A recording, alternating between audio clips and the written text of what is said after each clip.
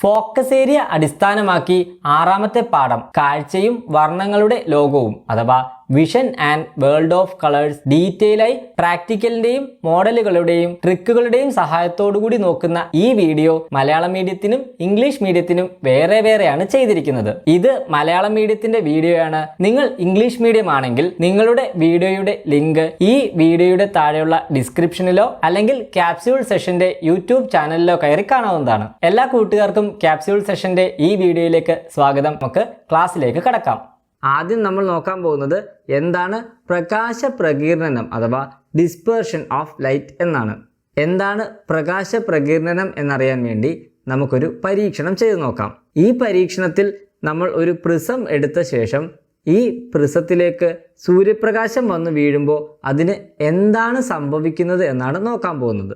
നമ്മൾ ഒരു പ്രിസം എടുത്ത് അതിൽ കൂടി സൂര്യപ്രകാശം കടത്തിവിട്ടപ്പോൾ സൂര്യപ്രകാശത്തിൻ്റെ വെള്ള നിറം 7 നിറങ്ങളായി മാറുന്നത് നമുക്ക് കാണാൻ സാധിച്ചു. നമ്മൾ ഈ എക്സ്പെരിമെൻറ്റിൽ കണ്ടു സൂര്യപ്രകാശം ഒരു പ്രിസത്തിൽ കൂടി കടന്നു പോകുമ്പോൾ സൂര്യപ്രകാശത്തിൻ്റെ വെള്ള നിറം 7 നിറങ്ങളായി മാറുന്നുണ്ടെന്ന്. സൂര്യപ്രകാശത്തിന് മാത്രമാണോ ഇത് സംഭവിക്കുന്നത് എന്നറിയാൻ വേണ്ടി നമുക്ക് ഇതേ പരീക്ഷണം ഒരു ടോർച്ച് വെച്ച് ചെയ്തു നോക്കാം. ഈ പരീക്ഷണത്തിൽ നമ്മൾ ടോർച്ചിൽ നിന്നും വരുന്ന വെളുത്ത പ്രകാശം ഒരു പ്രിസത്തിൽ കൂടി കടത്തിവിട്ടപ്പോൾ അത് 7 നിറങ്ങളായി മാറുന്നത് നമുക്ക് കാണാൻ സാധിച്ചു. ഈ പരീക്ഷണത്തിൽ ടോർച്ചിൽ നിന്ന് വന്ന പ്രകാശം പ്രിസത്തിൽ കൂടി കടന്നുപോയപ്പോഴും നമുക്ക് സൂര്യപ്രകാശത്തിന്റെ കേസിൽ കിട്ടിയ അതേ ഘടകവർണ്ണങ്ങൾ തന്നെയാണ് കിട്ടിയത്. വയലറ്റ്, കടും നീല, നീല, പച്ച, മഞ്ഞ, ഓറഞ്ച്, ചുവപ്പ് എന്നിവയായിരുന്നു ആ ഘടകവർണ്ണങ്ങൾ. ഈ ഘടകവർണ്ണങ്ങൾ ഇതേ ഓർഡറിൽ പഠിച്ചു വെക്കാനായി നമ്മൾ ചെയ്യുന്നത് ഇതിൻ്റെ എല്ലാം ഇംഗ്ലീഷിലെ പേരിൻ്റെ ആദ്യത്തെ ലെറ്ററുകൾ ചേർത്ത് ഒരു കോഡ് പോലെ പഠിക്കുക എന്നുള്ളതാണ്. അതായത് വിബ്ജിയോർ എന്നൊരു കോഡ് പോലെ പഠിച്ചു വെക്കുകയാണ് നമ്മൾ ചെയ്യുന്നത്.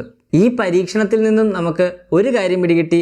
സൂര്യപ്രകാശമാണെങ്കിലും ടോർച്ചിൽ നിന്ന് വന്ന പ്രകാശമാണെങ്കിലും അത് ഉണ്ടായിരിക്കുന്നത് ഈ 7 വർണ്ണങ്ങൾ ചേർന്നിട്ടാണെന്ന്. സോ ഇങ്ങനെ ഒന്നിലധികം വർണ്ണങ്ങൾ ചേർന്നുണ്ടാകുന്ന പ്രകാശത്തെയാണ് നമ്മൾ സമന്വിത പ്രകാശം അഥവാ കോമ്പോസിറ്റ് ലൈറ്റ് എന്ന് വിളിക്കുന്നത്. അപ്പോൾ യഥാർത്ഥത്തിൽ നമ്മൾ ഈ എക്സ്പെരിമെൻറ്റിൽ എന്താ ചെയ്തേ? ഒരു സമന്വിത പ്രകാശത്തെ അതിൻ്റെ ഘടകവർണ്ണങ്ങളാക്കി മാറ്റുകയല്ലേ. ഇങ്ങനെ സമന്വിത പ്രകാശത്തെ ഘടകവർണ്ണങ്ങളാക്കി മാറ്റുന്ന പ്രതിഭാസത്തെയാണ് നമ്മൾ പ്രകാശ പ്രകീർണനം അഥവാ ഡിസ്പേർഷൻ ഓഫ് ലൈറ്റ് എന്ന് വിളിക്കുന്നത്. പ്രകാശ പ്രകീർണനം നടക്കുമ്പോൾ നമുക്ക് കിട്ടുന്ന വർണ്ണങ്ങളുടെ ഈ ക്രമമായ വിതരണത്തെയാണ് നമ്മൾ വർണ്ണരാജി അഥവാ വിസിബിൾ സ്പെക്ട്രം എന്ന് വിളിക്കുന്നത്. ഇതാണ് പ്രകാശ പ്രകീർണനത്തിൻ്റെ ചിത്രം. ഇതുതന്നെയാണ് നമുക്ക് പരീക്ഷണത്തിലും കിട്ടിയത്. ഈ ചിത്രത്തിൽ നിന്നും പ്രകീർണനം കാരണം ഏറ്റവും കുറവ് വ്യതിയാനം സംഭവിച്ച വർണ്ണം ഏതാണെന്ന് ചോദിച്ചാൽ അത് ചുവപ്പാണ്. കാരണം ഇങ്ങനെ പോകേണ്ട പ്രകാശരശ്മിക്ക് പ്രകീർണനം കാരണം ഇത്രയും വ്യതിയാനം മാത്രമേ ചുവപ്പിന് സംഭവിച്ചിട്ടുള്ളൂ. അതുപോലെ പ്രകീർണനം കാരണം ഏറ്റവും കൂടുതൽ വ്യതിയാനം സംഭവിച്ച വർണ്ണം ഏതാണെന്ന് ചോദിച്ചാൽ അത് വയലറ്റ് ആണ്. ഇങ്ങനെ പോകേണ്ട പ്രകാശരശ്മി ഇത്രയും വ്യതിയാനം സംഭവിച്ചാണ് ഇവിടെ എത്തിയത്.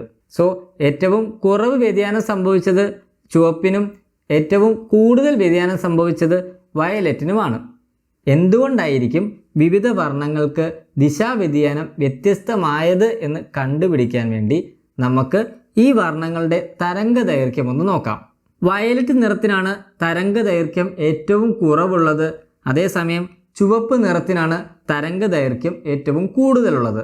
ഇവിടെ നോക്കിയാൽ നമുക്ക് കാണാം ഏറ്റവും കൂടുതൽ തരംഗദൈർഘ്യമുള്ള ചുവപ്പിനാണ് ഏറ്റവും കുറവ് പ്രകീർണനം സംഭവിച്ചത്. അതേസമയം ഏറ്റവും കുറവ് തരംഗദൈർഘ്യമുള്ള വയലറ്റിനാണ് ഏറ്റവും കൂടുതൽ പ്രകീർണനം സംഭവിച്ചത്. സോ നമുക്ക് പറയാം തരംഗദൈർഘ്യം കൂടുന്നതനുസരിച്ച് പ്രകീർണനം കുറയുന്നതായിരിക്കും. അതുപോലെ തരംഗദൈർഘ്യം കുറയുന്നതനുസരിച്ച് പ്രകീർണനം കൂടുന്നതായിരിക്കുമെന്ന്. നമുക്ക് ഈ ഓരോ വർണ്ണങ്ങളുടെയും തരംഗദൈർഘ്യം ഈ 400, 440, 460 എന്നിങ്ങനെയുള്ള തരംഗദൈർഘ്യം കാണാതെ പഠിക്കേണ്ട കാര്യമില്ല. പക്ഷേ ഏറ്റവും കുറവ് തരംഗദൈർഘ്യമുള്ളത് വയലറ്റിനാണെന്നും ഏറ്റവും കൂടുതൽ തരംഗദൈർഘ്യമുള്ളത് റെഡിനാണെന്നും നമ്മൾ അറിഞ്ഞിരിക്കണം. ഇത് ഓർത്തിരിക്കാൻ ബുദ്ധിമുട്ടുള്ളവർക്ക് ഒരു ബ്ലണ്ടർ ട്രിക്ക് പറയാം. ശ്രദ്ധിക്കുക, ബ്ലണ്ടർ ട്രിക്കാണ്. അതായത് പറയാൻ പോകുന്നത് ഒരു മണ്ടത്തരമാണ്. ഇത് ഓർത്തിരിക്കാൻ പാടുള്ളവർക്ക് ഞാൻ പറയുന്ന ട്രിക്ക് മനസ്സിലാകുന്നുണ്ടെങ്കിൽ നിങ്ങൾക്ക് ഈ ട്രിക്ക് ഉപയോഗിക്കാം. നമ്മൾ വയലറ്റിനെ വി വെച്ചല്ലേ പറയുന്നത്. സോ ഞാൻ ഈ വി ഇങ്ങോട്ട് എഴുതി. ഈ വി എന്ന് പറഞ്ഞാൽ നമ്മൾ 5നെ സൂചിപ്പിക്കാനാണ് ഉപയോഗിക്കുന്നത്. 5ാം ക്ലാസ്സിൻ്റെ ഒക്കെ മുൻപിൽ വി എന്ന് എഴുതി ഇങ്ങനെ വെച്ച് കണ്ടിട്ടില്ലേ. സോ വി എന്ന് പറയുമ്പോൾ 5 എന്ന് ആലോചിക്കുക. ഇനി റെഡ് എന്ന് പറഞ്ഞാൽ നമ്മൾ 6 വെച്ചാണ് കാണിക്കുന്നത്. 6 എന്നത് മലയാളത്തിൽ 6 എന്ന് തന്നെ ചിന്തിക്കുക. സോ ഇതിനെ 6 എന്ന് പറയാം. ഇവിടെ വയലറ്റിന് 5ഉം റെഡിന് 6ഉം കിട്ടി. ചെറുത് ഏതാണെന്ന് ചോദിച്ചാൽ 5 കിട്ടിയ വയലറ്റ് ആണ് ചെറുത്, വലുത് 6 കിട്ടിയ റെഡ് ആണ്. സോ ഇങ്ങനെ നിങ്ങൾക്ക് ഇതിൽ ചെറുതേതാ വലുതേതാ എന്ന് ഓർത്തിരിക്കാം. ഇനി വയലറ്റിൻ്റെ വിക്ക് 5 കിട്ടിയത് ഓർത്തിരിക്കാൻ പാടുള്ളവർക്ക് അതങ്ങ് വിടുക. പകരം മറ്റൊരു രീതിയിൽ ചിന്തിക്കുക. ഓറഞ്ചിന് നമ്മൾ ഓ വെച്ചാണ് എഴുതുന്നത്. ഓ എന്ന് പറഞ്ഞാൽ അത് 0 പോലല്ലേ ഇരിക്കുന്നത്. സോ അത് 0 എന്ന് ചിന്തിക്കുക. റെഡ് 6ഉം ഓറഞ്ച് 0ഉം വന്നാൽ വലുത് റെഡാണ്. സോ ഓറഞ്ച് 0 വന്നതുകൊണ്ട് അത് ചെറുതാണ്. അങ്ങനെ ചെറുതായി ഇങ്ങോട്ട് വരുമ്പോൾ ഏറ്റവും ചെറുത് വയലറ്റ് ആണെന്ന് ഇങ്ങനെ വേണമെങ്കിൽ നിങ്ങൾക്ക് ഓർത്തിരിക്കാം. സോ ഇതിലെങ്ങനെയാണോ നിങ്ങൾക്ക് ഓർത്തിരിക്കാൻ എളുപ്പമെന്ന് വെച്ചാൽ ആ രീതിയിൽ ഓർക്കുക. റെഡാണ് ഏറ്റവും വലുത്. ഇങ്ങോട്ട് വരുമ്പോൾ ചെറുതായി വയലറ്റ് ആയിരിക്കും ഏറ്റവും ചെറുത്. അടുത്തത് നമ്മൾ പലരും കാണാൻ ശ്രമിച്ചതും ചിലരെങ്കിലും കണ്ടിട്ടുള്ളതുമായ ഒരു കാര്യം, അതായത് മഴവില്ല് അഥവാ റെയിൻബോയെ പറ്റിയാണ് നമ്മൾ നോക്കാൻ പോകുന്നത്. നമ്മൾ ഇപ്പോൾ പഠിച്ച പ്രകീർണനം കാരണം തന്നെയാണ് മഴവില്ല് ഉണ്ടാകുന്നത്. നമുക്ക് മഴവില്ലിനെ പറ്റി വിശദമായി നോക്കാം. മഴവില്ലുണ്ടാകാൻ എന്തൊക്കെയാണ് ആവശ്യം എന്ന് ചോദിച്ചാൽ, ഒന്നാമത്തെ ആവശ്യം അവിടെ മഴ വേണമെന്നുള്ളതാണ്. രണ്ടാമത് അവിടെ സൂര്യപ്രകാശം വേണം. സോ ക്ലിയർ ആയിട്ട് പറഞ്ഞാൽ, സൂര്യൻ എവിടെയാണോ അതിൻ്റെ എതിർ ദിശയിൽ മഴ പെയ്തു കഴിഞ്ഞാൽ നമുക്ക് മഴവില്ല് കാണാൻ സാധിക്കും. എപ്പോഴൊക്കെയാണ് മഴവില്ല് ഉണ്ടാകുന്നത് എന്ന് ചോദിച്ചാൽ, സൂര്യപ്രകാശമുള്ളപ്പോൾ മഴ പെയ്യുകയാണെങ്കിൽ രാവിലെയും വൈകുന്നേരത്തും നമുക്ക് മഴവില്ല് കാണാൻ സാധിക്കും. മഴവില്ലുമായി ബന്ധപ്പെട്ട് ചോദിക്കാൻ സാധ്യതയുള്ള ഒരു ചോദ്യം, മഴവില്ലിൻ്റെ ദിശ തന്നിട്ട് സൂര്യൻ്റെ ദിശ കണ്ടുപിടിക്കാനോ അല്ലെങ്കിൽ സൂര്യൻ്റെ ദിശ തന്നിട്ട് മഴവില്ലിൻ്റെ ദിശ കണ്ടുപിടിക്കാനോ ആണ്. ഉദാഹരണത്തിന്, മഴവില്ല് കിഴക്ക് വശത്താണെങ്കിൽ സൂര്യൻ എവിടെയാണെന്ന് ചോദിച്ചാൽ ഇതിൻ്റെ എതിർ ദിശയിലായിരിക്കും സൂര്യനുള്ളത്, അതായത് പടിഞ്ഞാറ് വശത്തായിരിക്കും സൂര്യനുള്ളത്.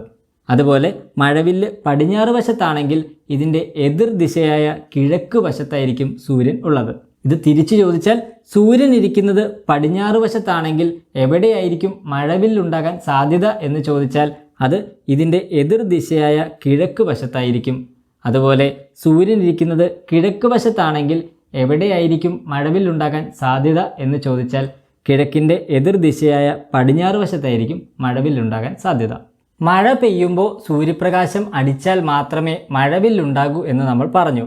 അതായത് എങ്ങനെയാണ് മഴവില്ലുണ്ടാകുന്നത് എന്ന് ചോദിച്ചാൽ, മഴ പെയ്യുമ്പോൾ അന്തരീക്ഷത്തിൽ ഒരുപാട് ജലകണികകൾ, അതായത് വെള്ളത്തിൻ്റെ ചെറിയ കണികകൾ കാണും. ഈ ജലകണികകളിൽ തട്ടി പ്രകാശത്തിന് പ്രകീർണനം സംഭവിക്കുന്നതിനാലാണ് മഴവില്ല് ഉണ്ടാകുന്നത്. എങ്ങനെയാണ് ജലകണികയിൽ പ്രകാശത്തിന് പ്രകീർണനം സംഭവിക്കുന്നതെന്ന് നമുക്ക് നോക്കാം. ഇതൊരു ജലകണികയാണെന്ന് വിചാരിക്കുക. ഇതിലേക്ക് ഒരു പ്രകാശരശ്മി കടക്കുമ്പോൾ വായുവിൽ നിന്നും ജലത്തിലേക്ക് കടക്കുന്ന പ്രകാശരശ്മിക്ക് ഒരു തവണ അപവർത്തനം സംഭവിക്കും. അപവർത്തനത്തിന് ശേഷം ആ പ്രകാശരശ്മിക്ക് ആന്തര പ്രതിപതനം സംഭവിച്ച് അത് ഈ സൈഡിലേക്ക് വരുന്നതായിരിക്കും. ഇവിടെ എത്തുന്ന പ്രകാശരശ്മി ജലത്തിൽ നിന്നും തിരിച്ച് വായുവിലേക്ക് കടക്കുമ്പോൾ ഇവിടെ അതിന് വീണ്ടും ഒരു അപവർത്തനം സംഭവിക്കും. സോ എത്ര തവണ ജലകണികയിൽ പ്രകാശത്തിന് അപവർത്തനം സംഭവിച്ചു എന്ന് ചോദിച്ചാൽ, ഇവിടെ വെച്ച് ഒരു തവണയും ഇവിടെ വെച്ച് ഒരു തവണയും. സോ മൊത്തത്തിൽ 2 തവണ പ്രകാശത്തിന് അപവർത്തനം സംഭവിച്ചു എന്ന് നമുക്ക് പറയാം. അതുപോലെ എത്ര തവണ ജലകണികയിൽ പ്രകാശത്തിന് ആന്തര പ്രതിപതനം സംഭവിച്ചു എന്ന് ചോദിച്ചാൽ 1 തവണയാണ് സംഭവിക്കുന്നത് എന്ന് നമുക്ക് പറയാം. ഇങ്ങനെ ജലകണികയിൽ പ്രകീർണനം സംഭവിച്ച് പുറത്തുവരുന്ന പ്രകാശരശ്മിയുടെ മുകൾ ഭാഗത്ത് വയലറ്റ് നിറവും താഴ്ഭാഗത്ത് റെഡ് അഥവാ ചുവപ്പ് നിറവുമായിരിക്കും കാണുന്നത്.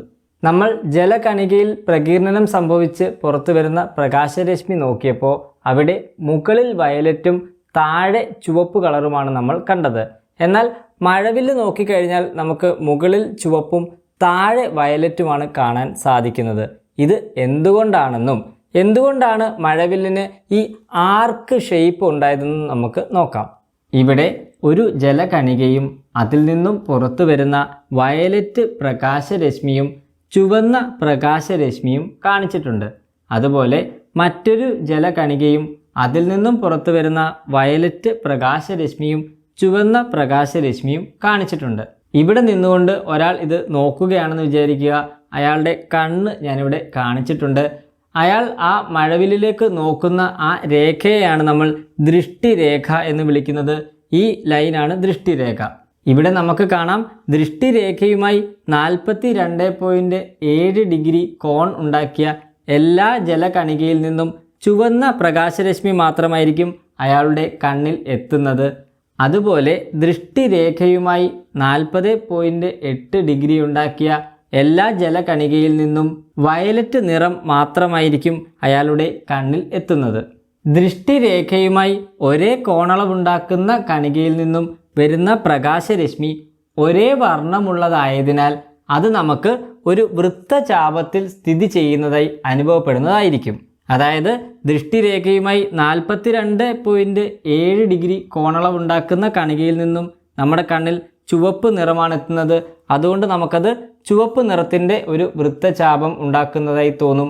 അതുപോലെ ദൃഷ്ടിരേഖയുമായി 40.8 ഡിഗ്രി കോണളവുണ്ടാക്കുന്ന കണികയിൽ നിന്നും വരുന്ന വയലറ്റ് നിറത്തിലുള്ള പ്രകാശം നമുക്ക് വയലറ്റ് നിറത്തിലുള്ള ഒരു വൃത്തചാപത്തിൻ്റെ ഭാഗമായി അനുഭവപ്പെടുന്നതായിരിക്കും. ബാക്കിയുള്ള വർണ്ണങ്ങൾ തരംഗ ദൈർഘ്യമനുസരിച്ച് ആ ഓർഡറിൽ ഇതിൻ്റെ ഇടയ്ക്ക് നമുക്ക് കാണാൻ സാധിക്കും.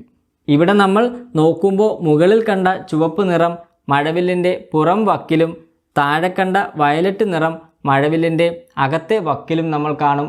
ബാക്കിയുള്ള നിറങ്ങൾ തരംഗ ദൈർഘ്യമനുസരിച്ച് ഇതിൻ്റെ ഇടയ്ക്ക് നമുക്ക് കാണാൻ സാധിക്കും.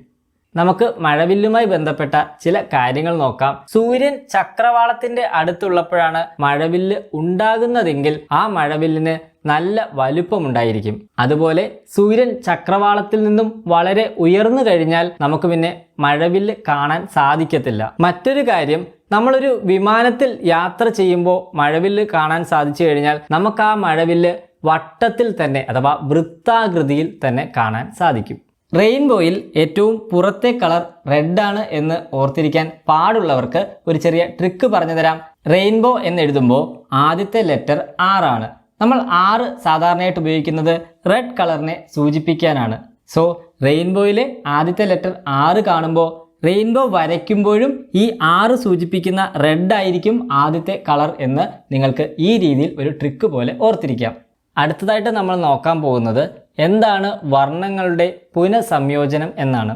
നമ്മൾ പഠിച്ചു ധവളപ്രകാശം ഒരു പ്രിസത്തിൽ കൂടി കടത്തി വിട്ടുകഴിഞ്ഞാൽ അതിന് പ്രകീർണനം സംഭവിക്കുമെന്നും പ്രകാശം അതിൻ്റെ ഘടകവർണ്ണങ്ങളായി മാറുമെന്നും. ഇങ്ങനെ നമുക്ക് പ്രകീർണനം വഴി കിട്ടിയ ഘടകവർണ്ണങ്ങളെ ഒരു പ്രിസം എടുത്ത് അതിൻ്റെ പാദം മുകളിൽ വരത്തക്ക രീതിയിൽ വെച്ച് അതിൽ കൂടി കടത്തി വിട്ടുകഴിഞ്ഞാൽ ഈ വർണ്ണങ്ങൾക്ക് എന്ത് സംഭവിക്കും എന്നാണ് നമ്മൾ ഇവിടെ നോക്കാൻ പോകുന്നത്. ഇത് നമുക്ക് ഒരു പരീക്ഷണം ചെയ്ത് നോക്കാം. ഈ പരീക്ഷണത്തിൽ നമ്മൾ ഒരു പ്രിസം എടുത്ത് അതിലേക്ക് ധവളപ്രകാശം കടത്തിവിട്ടപ്പോൾ പ്രകാശത്തിന് പ്രകീർണനം സംഭവിച്ച് അതിൻ്റെ ഘടകവർണ്ണങ്ങളായ 7 വർണ്ണങ്ങളായി മാറുന്നത് നമുക്ക് കാണാൻ സാധിച്ചു. ഈ പ്രകീർണനം വഴി നമുക്ക് കിട്ടിയ 7 വർണ്ണങ്ങളെ നമ്മൾ പാദം മുകളിൽ വരത്തക്ക രീതിയിൽ വെച്ച മറ്റൊരു പ്രിസത്തിൽ കൂടി കടത്തി വിടുകയാണെങ്കിൽ നമുക്ക് ഈ 7 നിറങ്ങൾ വീണ്ടും ധവളപ്രകാശമായി മാറുന്നത് കാണാൻ സാധിക്കും. ഇതിനെയാണ് നമ്മൾ വർണ്ണങ്ങളുടെ പുനഃസംയോജനം എന്ന് വിളിക്കുന്നത്. പരീക്ഷണത്തിൽ നമ്മൾ കണ്ടു പ്രകീർണനം വഴി നമുക്ക് കിട്ടിയ ഘടകവർണ്ണങ്ങളെ മറ്റൊരു പ്രിസത്തിൽ കൂടി കടത്തിവിട്ടാൽ നമുക്ക് വീണ്ടും ധവളപ്രകാശം ലഭിക്കുമെന്ന്. ഇതിനെയാണ് നമ്മൾ വർണ്ണങ്ങളുടെ പുനഃസംയോജനം എന്ന് വിളിക്കുന്നത്. അടുത്തതായിട്ട് നമ്മൾ നോക്കാൻ പോകുന്നത് എന്താണ് വീക്ഷണ സ്ഥിരത അഥവാ പെർസിസ്റ്റൻസ് ഓഫ് വിഷൻ എന്നാണ്. നമ്മൾ ഒരു വസ്തു നോക്കുമ്പോൾ അതിൻ്റെ പ്രതിബിംബം നമ്മുടെ കണ്ണിൻ്റെ റെറ്റിനയിലാണ് ഉണ്ടാകുന്നത് എന്ന് നമ്മൾ പഠിച്ചു. ഈ പ്രതിബിംബം റെറ്റിനയിൽ എത്ര സമയം ഉണ്ടായിരിക്കും എന്ന് ചോദിച്ചാൽ 1 സെക്കൻഡിൻ്റെ 16ൽ 1 സമയം ഈ പ്രതിബിംബം നമ്മുടെ റെറ്റിനയിൽ തങ്ങി നിൽക്കുന്നതായിരിക്കും. ഈ പ്രതിഭാസത്തെയാണ് നമ്മൾ വീക്ഷണ സ്ഥിരത എന്ന് വിളിക്കുന്നത്. 1/16 സെക്കൻഡ് എന്നുള്ളതിനെ ഡിവൈഡ് ചെയ്ത് എഴുതി കഴിഞ്ഞാൽ നമുക്ക് 0.0625 സെക്കൻഡ് എന്നും എഴുതാവുന്നതാണ്. ഈ വീക്ഷണ സ്ഥിരതയുടെ പ്രത്യേകത എന്താണെന്ന് ചോദിച്ചാൽ 1 സെക്കൻഡിൻ്റെ 16ൽ 1 സമയത്തിനുള്ളിൽ ഒന്നിലധികം ദൃശ്യങ്ങൾ നമ്മുടെ കണ്ണിൽ എത്തിക്കഴിഞ്ഞാൽ അവയുടെ എല്ലാം പരിണിത ദൃശ്യാനുഭവമായിരിക്കും നമ്മൾ കാണുന്നത് എന്നുള്ളതാണ്. നമുക്ക് എന്താണ് വീക്ഷണ സ്ഥിരത എന്ന് ഒരു പരീക്ഷണത്തിലൂടെ നോക്കാം. ഈ ഡിസ്കിനെ ന്യൂട്ടൺസ് ഡിസ്ക് എന്നാണ് വിളിക്കുന്നത്. ഇതിനകത്ത് ധവളപ്രകാശത്തിലെ 7 ഘടകവർണ്ണങ്ങൾ നിങ്ങൾക്ക് കാണാം. ന്യൂട്ടൺസ് ഡിസ്ക് സ്പീഡിൽ കറക്കുമ്പോൾ നമുക്ക് ഡിസ്ക് മൊത്തത്തിൽ വെള്ള കളറിലാണ് കാണാൻ സാധിക്കുന്നത്. എന്തുകൊണ്ടാണ് ന്യൂട്ടൺസ് ഡിസ്ക് അഥവാ വർണ്ണപ്പമ്പരം നമുക്ക് വെള്ള നിറത്തിൽ കാണപ്പെട്ടത് എന്ന് ചോദിച്ചാൽ, സ്പീഡിൽ കറക്കുമ്പോൾ ഈ വർണ്ണപ്പമ്പരത്തിൻ്റെ എല്ലാ ഭാഗത്തു നിന്നും 7 വർണ്ണങ്ങളുടെ പ്രകാശവും നമ്മുടെ കണ്ണിൽ 1 സെക്കൻഡിൻ്റെ 16 സമയത്തിനുള്ളിൽ തുടർച്ചയായി എത്തിക്കൊണ്ടിരിക്കും. 7 വർണ്ണങ്ങളും 1 സെക്കൻഡിൻ്റെ 16 സമയത്തിനുള്ളിൽ തുടർച്ചയായി കണ്ണിലെത്തുമ്പോൾ വീക്ഷണ സ്ഥിരത കാരണം നമുക്ക് ഈ 7 വർണ്ണങ്ങളും ചേർന്ന് വെള്ള നിറത്തിലാണ് ഈ ഡിസ്ക് എന്ന് തോന്നുന്നതാണ്. വീക്ഷണ സ്ഥിരതയുടെ മറ്റൊരു ഉദാഹരണമാണ് നമ്മൾ കത്തിച്ചു വെച്ച ഒരു LED ബൾബോ ടോർച്ചോ മറ്റോ സ്പീഡിൽ വട്ടത്തിൽ കറക്കുകയാണെങ്കിൽ നമുക്ക് പ്രകാശം കൊണ്ടുള്ള ഒരു വൃത്തം അവിടെ കാണാൻ സാധിക്കുന്നത്. പെർസിസ്റ്റൻസ് ഓഫ് വിഷന്റെ മറ്റൊരു എക്സാമ്പിൾ നോക്കാം. കറങ്ങിക്കൊണ്ടിരിക്കുന്ന ഒരു ഫാനിന്റെ ലീഫ് ഒരു ഡിസ്ക് പോലെയായിരിക്കും നമ്മൾ കാണുന്നത്. ഇതിന്റെ കാരണവും വീക്ഷണ സ്ഥിരതയാണ്. ഇനി നമ്മൾ നോക്കുന്നത് എന്താണ് പ്രകാശത്തിന്റെ വിസരണം എന്നാണ്. പ്രകാശം നേർരേഖകളായിട്ടാണ് സഞ്ചരിക്കുന്നത് എന്ന് നമ്മൾ പഠിച്ചതാണ്. പിന്നെ എങ്ങനെയാണ് രാവിലെ നമ്മളുടെ ക്ലാസ് റൂമുകൾക്കുള്ളിലും അല്ലെങ്കിൽ നമ്മുടെ വീട്ടിന് ഉള്ളിലും ഈ പ്രകാശം എത്തുന്നത് എന്ന് ചോദിച്ചാൽ അതിൻ്റെ കാരണമാണ് പ്രകാശത്തിൻ്റെ വിസരണം. സൂര്യകിരണം നേർരേഖകളിൽ സഞ്ചരിച്ച് ഭൂമിയുടെ അടുത്തെത്തുമ്പോൾ ഭൂമിക്ക് ചുറ്റും ഒരു അന്തരീക്ഷമുണ്ട്. അന്തരീക്ഷത്തിൽ ഒരുപാട് സൂക്ഷ്മ കണങ്ങളുണ്ട്. നമ്മുടെ അന്തരീക്ഷത്തിലുള്ള പൊടിപടലങ്ങളെയും മറ്റുമാണ് ഈ സൂക്ഷ്മ കണങ്ങൾ എന്ന പദം കൊണ്ട് ഉദ്ദേശിക്കുന്നത്. നേർരേഖയിൽ സഞ്ചരിക്കുന്ന ഈ സൂര്യകിരണങ്ങൾക്ക് സൂക്ഷ്മ കണങ്ങളിൽ തട്ടുമ്പോൾ ദിശാവ്യതിയാനം സംഭവിക്കുന്നത് നമുക്ക് കാണാം. ഈ ദിശാവ്യതിയാനത്തിൻ്റെ പ്രത്യേകത നോക്കിയാൽ അത് ക്രമരഹിതമാണ്, അതുപോലെ തന്നെ ഭാഗികം ആണ് എന്ന് നമുക്ക് കാണാം. ഇതിനെയാണ് നമ്മൾ പ്രകാശത്തിൻ്റെ വിസരണം എന്ന് വിളിക്കുന്നത്. പ്രകാശത്തിൻ്റെ വിസരണം കാരണമാണ് പ്രകാശം എല്ലായിടത്തും വ്യാപിക്കുന്നത്. ഇനി നമുക്ക് എന്താണ് വിസരണവും തരംഗ ദൈർഘ്യവും തമ്മിലുള്ള ബന്ധം എന്ന് നോക്കാം. തരംഗ ദൈർഘ്യം കൂടുന്നതനുസരിച്ച് വിസരണം കുറയുന്നതായിരിക്കും. അതുപോലെ തരംഗ ദൈർഘ്യം കുറയുന്നതനുസരിച്ച് വിസരണം കൂടുന്നതായിരിക്കും. സോ നമുക്ക് പറയാം, തരംഗ ദൈർഘ്യം കുറവുള്ള വയലറ്റ് ആയിരിക്കും ഏറ്റവും കൂടുതൽ വിസരണം ചെയ്യുന്നത്.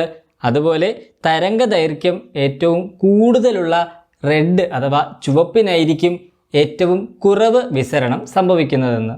ഇത് ഓർത്തിരിക്കാൻ ഒരു ചെറിയ ട്രിക്ക് പറഞ്ഞു തരാം. നമ്മൾ മുൻപേ പ്രകീർണനവും തരംഗ ദൈർഘ്യവും തമ്മിലുള്ള ബന്ധം പഠിച്ചിരുന്നു. അവിടെ നമ്മൾ പഠിച്ച അതേ ബന്ധം തന്നെയാണ് തരംഗ ദൈർഘ്യത്തിന് വിസരണവുമായിട്ടും ഉള്ളത്. ഉദാഹരണത്തിന് നമ്മൾ അവിടെ പഠിച്ചത് തരംഗ ദൈർഘ്യം കൂടുമ്പോൾ പ്രകീർണനം കുറയുമെന്നാണ്. ഇവിടെ നമ്മൾ പറയും തരംഗ ദൈർഘ്യം കൂടുമ്പോൾ വിസരണം കുറയുമെന്ന്. അതുപോലെ അവിടെ നമ്മൾ പഠിച്ചു തരംഗ ദൈർഘ്യം കുറയുമ്പോൾ പ്രകീർണനം കൂടുമെന്ന്.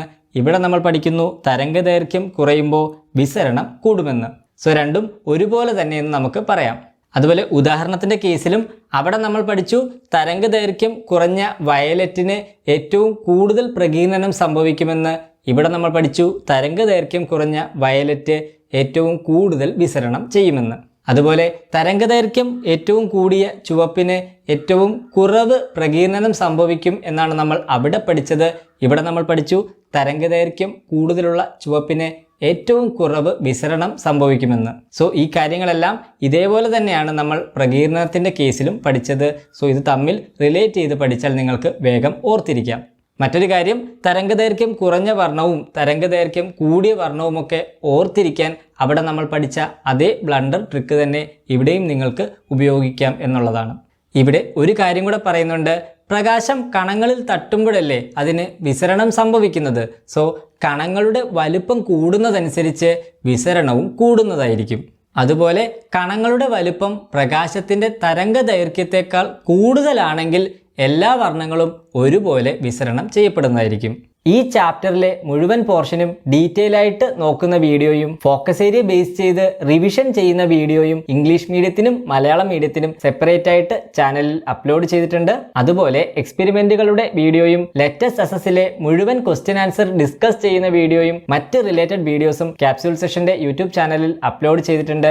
ഈ വീഡിയോ നിങ്ങൾക്ക് ഉപകാരപ്രദമായെന്ന് വിശ്വസിക്കുന്നു. ഉപകാരപ്രദമായെങ്കിൽ നിങ്ങളുടെ കൂട്ടുകാർ കൂടി വീഡിയോ ഷെയർ ചെയ്യാനും ചാനൽ സബ്സ്ക്രൈബ് ചെയ്യാനും മറക്കരുത്. അടുത്ത വീഡിയോയിൽ കാണാം.